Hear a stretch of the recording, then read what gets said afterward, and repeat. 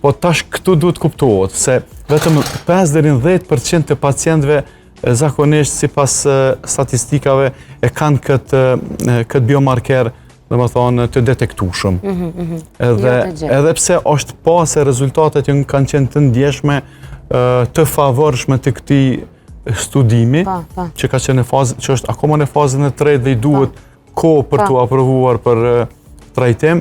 Ne nuk mund të themi se është gjetë kura për trajtimin e kancerit të rektumit, derisa është fjale vetëm për 5-10% të pacientëve këtë rast të zgjedhur.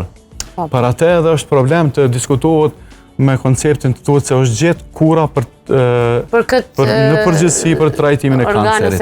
Për trajtimin e kancerit në përgjithësi, ku shpesh herë po bëhen lajme virale, ku thuhet se u gjetë kura në Rusi, andej në Kinë, kjo është e dhëmshme sepse luajnë me ndjenjat e pacientëve të cilët luftojnë.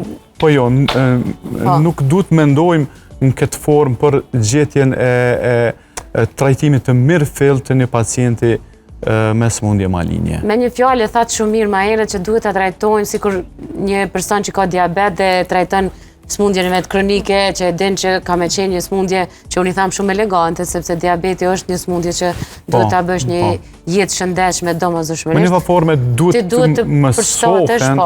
të mësohen të jetojnë me te, ta menaxhojnë, ta trajtojnë në vazhdimsi, duke i rujt kvalitetin e jetës, çka është më e rëndësishmja.